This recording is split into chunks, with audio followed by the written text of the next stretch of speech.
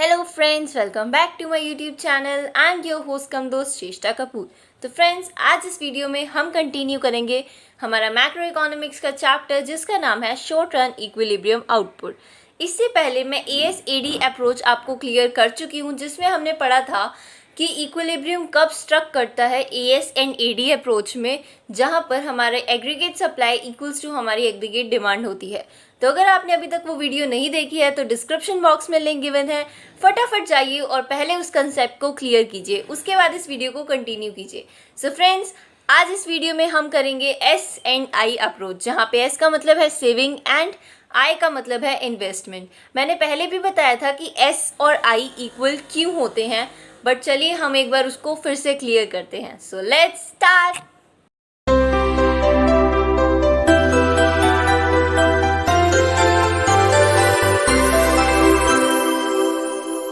Friends, हम पढ़ चुके हैं AS इक्वल्स टू AD होता है जब तब हमारा जो इक्विलिब्रियम है वो स्ट्रक करता है।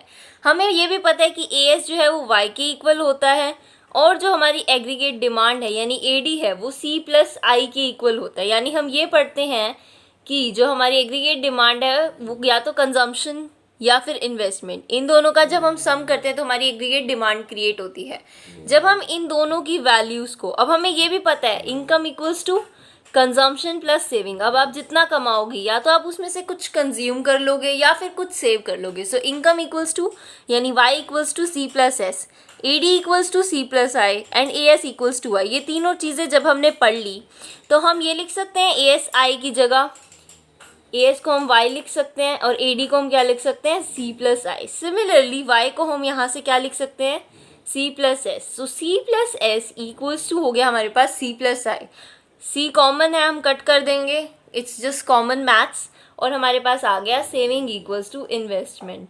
तो इस इक्वेशन से हम ये कह सकते हैं कि जब हमारी सेविंग और इन्वेस्टमेंट इक्वल होते हैं वहाँ पर भी हमारा इक्विलिब्रियम जो है वो स्ट्रक करेगा, और यही अप्रोच हमने अभी पढ़नी है।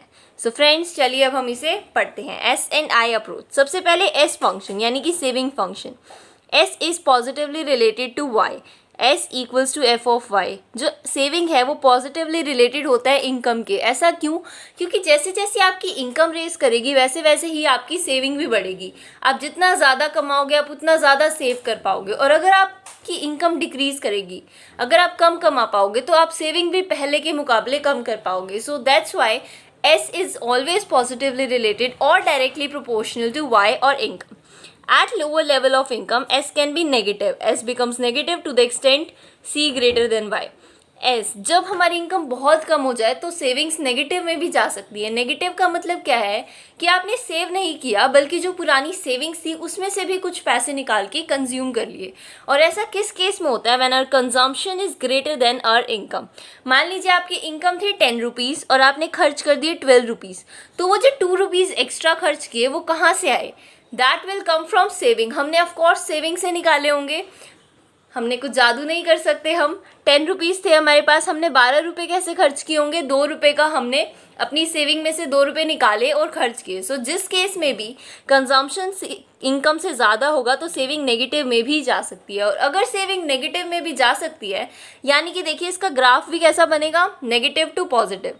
क्योंकि अगर इनकम हमारी इंक्रीज़ कर रही है, यहाँ पे देखिए एक्स एक्सिस पे हम इनकम दिखा रहे हैं, इनकम अगर इस डायरेक्शन में मूव करी यानी इंक्रीज करिए तो उसके विद रिस्पेक्ट में हमें पता है saving is directly proportional to income. तो सेविंग भी देखिए पहले नेगेटिव है, अब इस यहाँ से लेके यहाँ तक सेविंग नेगेटिव है यानी कि इस केस में, और C is greater then Y यानी कि कंजम्पशन इनकम से ज़्यादा है। इस पॉइंट पे देखिए हमारी सेविंग ज़ीरो है, एक्स एक्सिस को कट कर रही है, हमारी सेविंग यहाँ पे ज़ीरो है। सेविंग ज़ीरो का मतलब क्या है? जितना हमने कमाया सारा का सारा हमने खर्च कर दिया, हमने कुछ भी सेव नहीं किया। सो इस केस पे C इक्वल्स टू Y हो गया। और इससे आगे हमारी सेविंग इंक्रीज कर रही है यानी हम पैसे बचा रहे हैं। ये किस केस में होगा? जब कंजम्पशन कम होगा इनकम से, क्योंकि अगर कंजम्पशन कम करेंगे, इनकम में से कुछ पैसे कम खर्च करेंगे तो कुछ पैसे जो बचेंगे वो हम सेव कर सकते हैं। So I hope this concept is clear. अब हम देखते हैं इन्वेस्टमेंट फंक्शन को. So I stands for investment. We know that we are considering only autonomous investment. It is independent of the level of Y and accordingly it is a horizontal straight line. Friends, इसमें जो Keynes की theory है वो हम पढ़ रहे हैं, और उसकी थ्योरी में उसने क्या कहा था कि हम इन्वेस्टमेंट को ऑटोनॉमस मान के चलेंगे, हम इन्वेस्टमेंट को कांस्टेंट मान के चलेंगे कि इन्वेस्टमेंट में विद रिस्पेक्ट टू इनकम कोई चेंज नहीं आ रहा.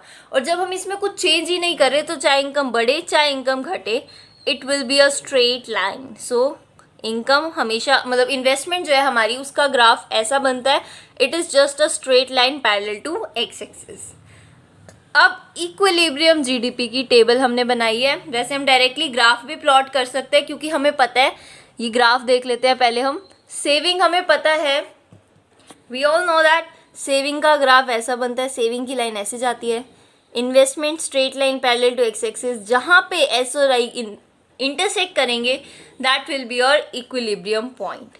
ये सिर्फ टेबल रिप्रेजेंट करने के लिए बताई हुई है, आपकी मर्जी आप एग्जाम में बनाओ या ना बनाओ, बट क्योंकि इसको बनाओ तो प्लॉट मत करना. अगर आप इसको बना भी दो, बनाना वैसे अच्छी बात है, इसको बनाओ टेबल को, लेकिन टेबल्स के थ्रू प्लॉटिंग मत करना क्योंकि उसमें बहुत ज़्यादा एरर होने के भी चांस है and it is very time consuming. So आप जस्ट स्ट्रेट ग्राफ बना दो. आपको ग्राफ बनाना आता है. आई एक्स एक्सिस पे हम इनकम को रिप्रेजेंट करते हैं ऑलवेज. एस इनकम, एस का ग्राफ कैसा जाता है, लाइन कैसी जाती है, negative to positive. And investment कैसे जाता है, it's a straight line parallel to X axis. जहाँ ये दोनों इंटरसेक्ट करेंगे that point will be your equilibrium point. और जहाँ पे ई एक्स को कट कर रहा है, यानी कि एक्स के ऊपर जहाँ पे ये है, that will be your equilibrium GDP या इक्विलिब्रियम इनकम या कुछ भी कह सकते हैं. तो friends, now we have to study what happens if S is greater than I. यानी कि उस सिचुएशन में क्या होगा जब हमारा जो सेविंग फंक्शन है वो इन्वेस्टमेंट से ज़्यादा होगा. So in case S is greater than I, it implies aggregate supply is greater than aggregate demand. अब ऐसा क्यों? अगर लोग सेव ज़्यादा कर रहे हैं, इन्वेस्ट कम कर रहे हैं, सेव ज़्यादा कर रहे हैं, तो ऑफकोर्स वो कंज्यूम भी कम कर रहे हैं. सेविंग ज़्यादा है तो कंजम्पशन कम है, कंजम्पशन कम तो वो डिमांड भी कम करेंगे. और अगर वो डिमांड कम कर रहे हैं, यानी कि एग्रीगेट डिमांड डाउन है इकोनॉमी में और एग्रीगेट सप्लाई उसके कंपैरिजन में ज़्यादा है. अब इस सिचुएशन में वो क्या करेंगे? In such a situation some goods remain unsold. In situation में क्या होगा? अब देखिए, मार्केट में, या हम एग्जाम्पल लेते हैं कि एक दुकान में अगर 10 पैकेट्स पड़े हैं और उसमें से डिमांड है सिर्फ 5 की, तो जो 5 है वो अनसोल्ड रह जाएंगे. सो इस सिचुएशन में कुछ गुड्स जो है वो अनसोल्ड रह जाएंगे. And to clear their stock, producers would now plan lesser output which would means lesser income which would lead to lesser saving. अब इस पूरी कहानी में उन्होंने क्या बताया कि अब उनके पास 5 पैकेट बच गए दुकान के पास, उनके पास जो स्टॉक बच गया है अब उसको क्लियर करने के लिए, फिनिश करने के लिए, क्योंकि उनको पता है अगर उनका ये स्टॉक नेक्स्ट ईयर भी रह गया, एक्स्ट्रा स्टॉक ले आए और वो फिर रह गया, सो वो लॉस हो जाएगा. So that condition will create loss for the producer. तो और कोई भी प्रोड्यूसर लॉस नहीं चाहेगा कि उसके बिजनेस में उसे लॉस हो. तो वो नेक्स्ट टाइम क्या करेगा प्रोड्यूसर, कि नेक्स्ट टाइम वो स्टॉक ही कम लाएगा. लाइक उसके पास 5 पैकेट पहले से पड़े तो इस बार सिर्फ वो 5 ही लाएगा ताकि पहले वाले भी बिक जाएं. सो इससे क्या होगा, वो प्लान करेगा less output which would means lesser income. अब वो कम आउटपुट लगा रहा है तो कम इनकम जनरेट होगी, कि जितना प्रोडक्शन होता है उतनी ही इनकम जनरेट होती है इकोनॉमी में. तो जितना अगर वो प्रोडक्शन कम कर रहा है तो उससे इनकम भी कम जनरेट होगी and which would lead to lesser saving. अब अगर इनकम कम है तो उसमें से आप सेविंग ऑफ कोर्स कम करोगे क्योंकि दोनों डायरेक्टली प्रोपोर्शनल होते हैं. अगर इनकम कम होगी तो सेविंग भी डाउन जाएगी, और अगर सेविंग डाउन आएगी the process would continue till S equals to I. वो ये सिचुएशन तब तक चलती रहेगी जब तक सेविंग इतना डाउन नहीं आ जाता कि वो इन्वेस्टमेंट के इक्वल आ जाए एंड दस इक्विलिब्रियम इज स्ट्रक. और जब सेविंग और इन्वेस्टमेंट एक दूसरे के इक्वल आ जाएंगे तब हमारा जो इक्विलिब्रियम है इकोनॉमी में वो स्ट्रक कर जाएगा. Now what happens if S is less than I. अगर सेविंग्स कम है इन्वेस्टमेंट में, अब ऊपर हमने देखा सेविंग ज़्यादा थी तो एग्रीगेट डिमांड कम हो रही थी. इस केस में सेविंग्स कम है, लोग सेव कम कर रहे हैं, कंज्यूम ज़्यादा कर रहे हैं. अगर कंजम्पशन ज़्यादा है यानी कि डिमांड भी ज़्यादा है, तो इस केस में सप्लाई कम हो रही है, डिमांड ज़्यादा हो रही है. यानी कि क्या होगा, अब दुकानों में सामान कम पड़ रहा है लेकिन लोगों को सामान चाहिए, मान लीजिए उस शॉप पे, एक शॉप पे 10 पैकेट्स हैं और 12 लोग खरीदने के लिए पहुंच गए, तो 2 लोग रह जाएंगे। सो इससे प्रोड्यूसर को जो प्रॉफिट हो सकता था और 2 पैकेट्स बेच के, उसके पास 2 पैकेट ही नहीं थे, तो उसको तो डिमांड नहीं पूरी कर पाया, और एक तरह से ये भी उसके लिए लॉस ही है।